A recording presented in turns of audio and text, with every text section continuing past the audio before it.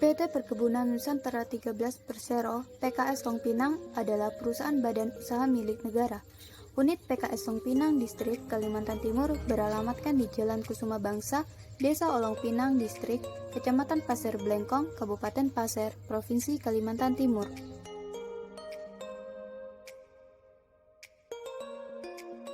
Sejalan dengan Peraturan Pemerintah Republik Indonesia Nomor 18 Tahun 1996, tanggal 4 Februari 1996 tentang pendirian Perusahaan Persero Terbatas Perkebunan Nusantara 13 Persero PKS Long Pinang yang terdiri dari proyek pengembangan perusahaan milik negara di Kalimantan Timur. Maka PKS Long Pinang berusaha memberikan kontribusi untuk pemerintah melalui pengelolaan budidaya minyak sawit.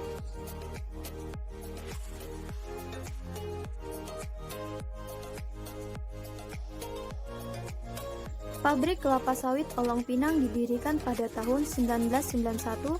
Tahap pertama pendirian pabrik yaitu dengan kapasitas 30 ton TBS per jam yang selesai pembangunan pada bulan September 1994. PKS Olong Pinang mengelola minyak sawit CPO dan inti sawit dengan mengelola tandan buah segar dari kebun milik sendiri ataupun dari luar. Untuk mendukung produksi TBS semakin meningkat, maka pabrik kelapa sawit Olong Pinang ditingkatkan kapasitas olah dari 30 ton TBS per jam menjadi 60 TBS ton per jam.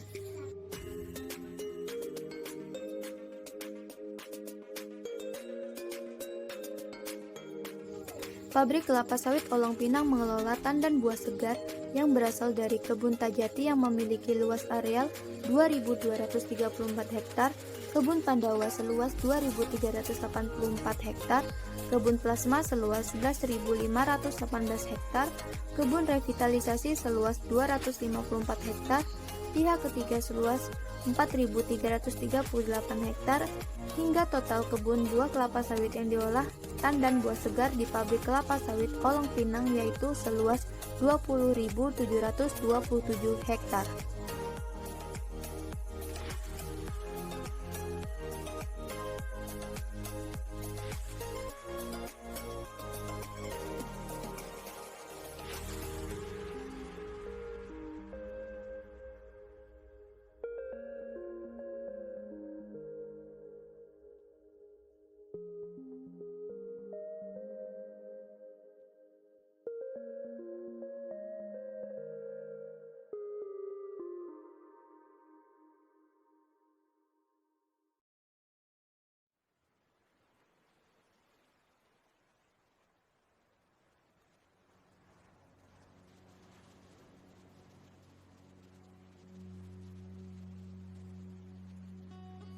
Visi yang dimiliki PT Perkebunan Nusantara Persero 13 PKS Olong Pinang adalah menjadi perusahaan agribisnis yang berdaya saing tinggi, tumbuh dan berkembang bersama masyarakat secara berkelanjutan.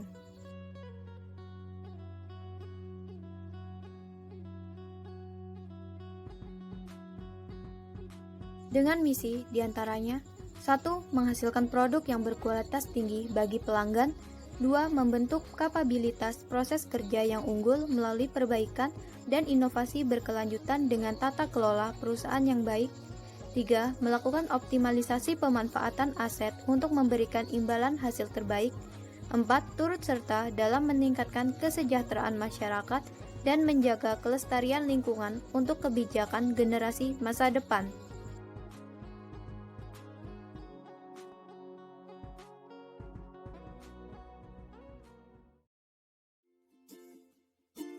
Kelapa sawit sejatinya bukan tanaman asli Indonesia. Bermula dari 4 biji kelapa sawit yang sebenarnya asli dari Afrika tersebut dibawa orang Belanda ke Indonesia dan ditanam di kebun Bogor pada tahun 1848 karena tanaman tersebut tumbuh subur dan setelah dicoba di beberapa daerah bisa tumbuh dengan baik, maka sejak tahun 1910 kelapa sawit dibudidayakan secara komersial dan meluas di Sumatera dan Kalimantan.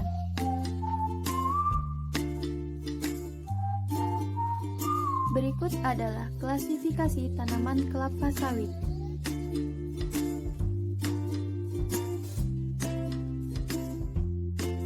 Ciri-ciri kelapa sawit. Daun. Daunnya merupakan daun majemuk. Daun berwarna hijau tua dan pelepah berwarna sedikit lebih muda. Batang. Batang tanaman diselimuti bekas pelepah hingga umur 12 tahun. Setelah umur 12 tahun, pelepah yang mengiringi akan terlepas sehingga mirip dengan tanaman kelapa. Akar. Akar serabut tanaman kelapa sawit mengarah ke bawah dan samping. Selain itu juga terdapat beberapa akar napas yang tumbuh mengarah ke samping atas untuk mendapatkan tambahan aerasi. Bunga. Bunga jantan dan betina terpisah dan memiliki waktu pematangan berbeda, sehingga sangat jarang terjadi penyerbukan sendiri. Bunga jantan memiliki bentuk lancip dan panjang, sementara bunga betina terlihat besar dan mekar.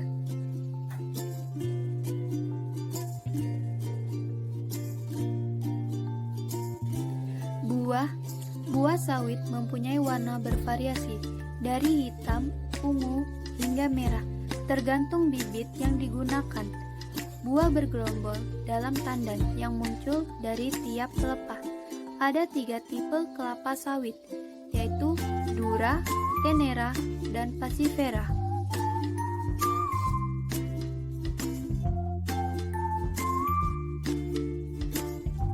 Buah terdiri dari bagian-bagian sebagai berikut.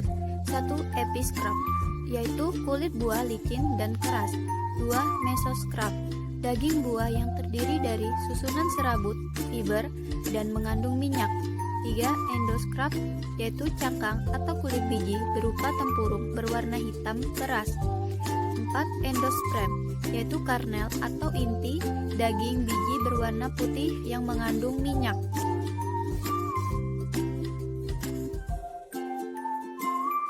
Umur ekonomis tanaman kelapa sawit berkisar antara 25-26 tahun. Selain memengaruhi produksi, umur tanaman kelapa sawit juga akan memengaruhi produksi tanaman. Umur TBM. Umur tanaman belum menghasilkan dimulai dari saat tanaman masih panen pertama, yaitu 30-36 bulan. Periode waktu TBM pada tanaman kelapa sawit terdiri dari TBM 0, menyatakan keadaan lahan sudah selesai dibuka, ditanam kacangan penutup lahan, dan kelapa sawit sudah ditanam pada tiap titik panjang. TBM 1, tanaman pada tahun ke-1 0-12 bulan. TBM 2, tanaman pada tahun kedua 12-24 bulan. TBM 3, tanaman pada tahun ketiga 25-30 atau 36 bulan. Pembibitan kelapa sawit merupakan kegiatan menumbuhkan dan merawat kecambah hingga menjadi bibit yang siap untuk ditransplanting ke lapangan atau lahan. Tujuan pembibitan adalah untuk memastikan secara seksama bahwa bibit yang ditanam di lapangan atau lahan adalah bibit yang sesuai dengan standar dan prosedur manajemen kebun. Pembibitan kelapa sawit dibagi menjadi 2. Yang pertama pre-nursery pembibitan awal, yang kedua main nursery pembibitan utama. Kegiatan pada pre-nursery meliputi pemupukan, pengendalian HPT, penyiraman, pengendalian gulma, dan seleksi. Pemupukan pada pre-nursery. 1. Aplikasi pemupukan harus sesuai dengan program yang direkomendasikan. 2. Pemupukan dilakukan di sore hari. 3. Pemupukan dilakukan dengan cara menyiramkan larutan pupuk dengan gembor. 4. Larutan pupuk harus dibuat lebih awal 2-4 jam sebelum digunakan. Pengendalian hama pada tanaman sebagai berikut. 1. Aplikasi pengendalian HPT harus sesuai dengan program yang direkomendasikan. 2. Stok insektisida dan fungisida dan sejenisnya harus sesuai dengan rekomendasi tersedia di gudang. 3. Pemberantasan HPT pre-nursery tidak dibenarkan memakai pestisida yang mempunyai ikatan unsur tembaga, air raksa, dan timah. Berikut adalah hama dan penyakit pada tanaman pre-nursery. Penyiraman pada bibit dilakukan 2 kali sekali, yaitu pada pagi dan sore hari. Bila malam hari hujan turun lebih besar 8 mm, maka besok pagi tidak perlu disiram. Kebutuhan air pada baby bag 0,2 sampai 0,3 liter per baby bag. Pengendalian gulma di pre-nursery hanya dilakukan dengan cara manual, yaitu dengan cara mencabuti semua jenis gulma yang tumbuh di dalam baby bag dan antar bedengan. Gulma yang telah dicabuti lalu dikumpulkan dan disingkirkan dari pembibitan. Bersamaan dengan pengendalian gulma, untuk bibit yang doyong dilakukan penegakan, dan untuk bibit yang akarnya tersembul keluar ditambahkan tanah ke dalam baby bag. Seleksi bibit di pre-nursery terbagi menjadi dua, yaitu seleksi 1 yaitu dilakukan pada umur 2 bulan dan seleksi 2 yaitu dilakukan pada umur 3 bulan. Pemeliharaan di main nursery hampir sama seperti di pre-nursery, yaitu meliputi pemupukan, pengendalian HPT, penyiraman, pengendalian gulma, dan seleksi. Yang perlu diperhatikan dalam pemupukan pada main nursery: 1. Aplikasi pemupukan harus sesuai dengan program yang direkomendasikan. 2. Pupuk ditaburkan merata pada permukaan tanah di polybag melingkar atau keliling 10 cm dari bibit. 3. Pupuk tidak boleh menyentuh bibit. 4. Pelaksanaan pemupukan setelah penyiraman pertama. Pengendalian hama pada tanaman. 1. Aplikasi pengendalian HPT harus sesuai dengan program yang direkomendasikan. 2. Stok insektisida dan fungisida yang sejenisnya sesuai rekomendasi harus tersedia di gudang. 3. Pemberantasan HPT. Di main nursery tidak dibenarkan memakai pestisida yang mempunyai ikatan unsur tembaga, air raksa, dan timah. Berikut adalah gambar hama dan penyakit pada tanaman main nursery. Penyiraman pada bibit dilakukan 2 kali per hari, pagi jam 7.00 sampai selesai, selambat-lambatnya jam 11.00, sore jam 15.00 sampai selesai. Apabila malam sebelumnya hujan dan tanah di polybag masih basah, maka penyiraman hanya dilaksanakan di sore hari. Bila hujan di pagi hari cukup lebat, lebih besar 10 mm, maka sampai sore bibit tidak perlu disiram. Pengendalian gulma dilakukan 2 minggu sekali. Penyiangan dilakukan di dalam polybag dan di luar polybag. Dalam polybag, penyiangan dilakukan secara manual. Di antara polybag, rumput-rumput disemprot dengan herbisida sesuai dengan rekomendasi yang disarankan. Seleksi bibit di tanaman main nursery ada 3 seleksi, yaitu seleksi 1 pada saat umur 6 bulan, seleksi 2 pada saat umur 9 bulan, dan seleksi 3 pada saat umur 10 sampai 12 bulan.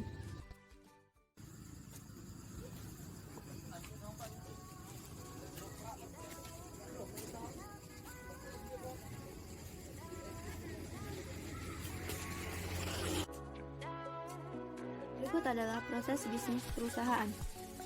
Dalam proses budidaya di kebun Tajati PTPN 13 PK Long Pinang berfokus kepada tanaman menghasilkan karena kebun ini tidak memiliki tanaman belum menghasilkan, sehingga bisa beralokasi pada produksi mulai dari perawatan, panen, dan pengangkutan. Setelah itu TBS akan diangkut ke pabrik kelapa sawit Long Pinang. Berikut adalah proses perawatan dan ada beberapa kegiatan yang dilakukan pada saat perawatan seperti penyemprotan, pemupukan, perawatan jalan, penunasan, dan lainnya.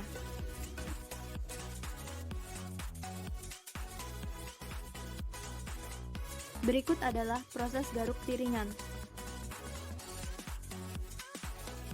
Garuk piringan merupakan kegiatan manual untuk membersihkan tumbuhan pengganggu sampah atau yang lainnya dalam radius kurang lebih 2 meter dari pokok kelapa sawit.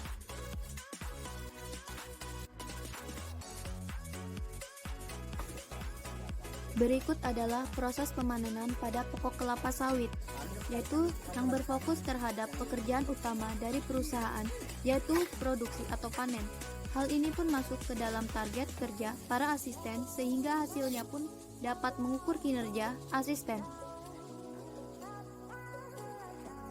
Adapun tujuan dari pemanenan yaitu untuk mendapatkan TBS yang standar kematangan buah dengan mendukung kualitas dan kuantitas, karena jumlah dan mutu minyak sangat tergantung pada tingkat kematangan buah saat dipanen.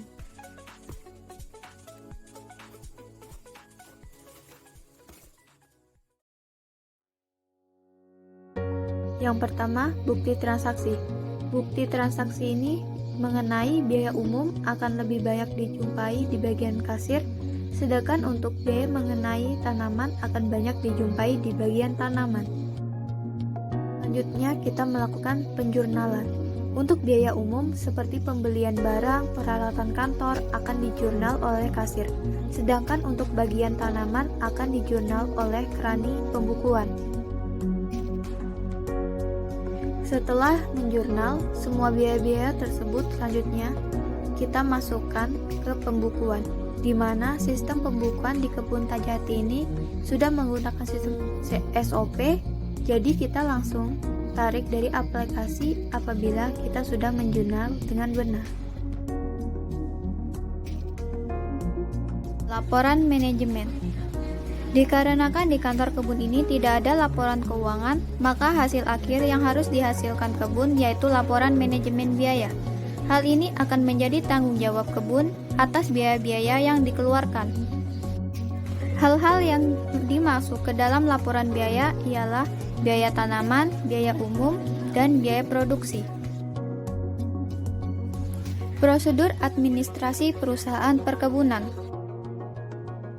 Administrasi afdeling. Administrasi yang dilakukan di afdeling berdasarkan laporan para mandor dari kebun. Laporan tersebut berisi banyaknya hari kerja, prestasi para pegawai, serta penetapan premi dan lembur. Berdasarkan laporan ini akan dibuat rencana kegiatan, pengawasan pelaksana kegiatan, dan dilakukan analisa atas kegiatan yang telah dilakukan. Selanjutnya akan dihitung upah kotor dan dibuat daftar upah bersih serta diperhitungkan dengan potongan upah yang dibayar akan dibebankan pada masing-masing rekening. Administrasi afdeling meliputi buku mandor, laporan harian afdeling panen, laporan harian afdeling, laporan kerja, buku prestasi mandor, dan buku prestasi mandiri harian. Formulir-formulir yang digunakan yaitu buku mandor, buku asisten, daftar upah, laporan harian mandor, laporan harian buku premi. Administrasi gudang. Administrasi penggudangan dapat dijadikan sebagai pengawasan dan pengendalian persediaan yang ada di gudang. 1. Buku penerimaan barang atau SPB merupakan buku yang terdiri dari lembaran-lembaran yang menginformasikan yang terkait dengan penerimaan persediaan barang. 2. Buku pengeluaran barang merupakan buku yang mengeluarkan barang yang tersedia atas lembaran-lembaran yang memuat informasi tentang persediaan yang dikeluarkan. Kartu persediaan merupakan formulir lembaran untuk mencatat perubahan-perubahan jumlah persediaan karena adanya pemasukan dan pengeluaran. 4. Bon permintaan barang merupakan lembaran untuk meminta persediaan yang dibutuhkan oleh setiap unit kerja dalam suatu organisasi yang berkaitan dengan jenis dan spesifikasi persediaan serta jumlah persediaan yang dibutuhkan yang diajukan ke bagian gudang.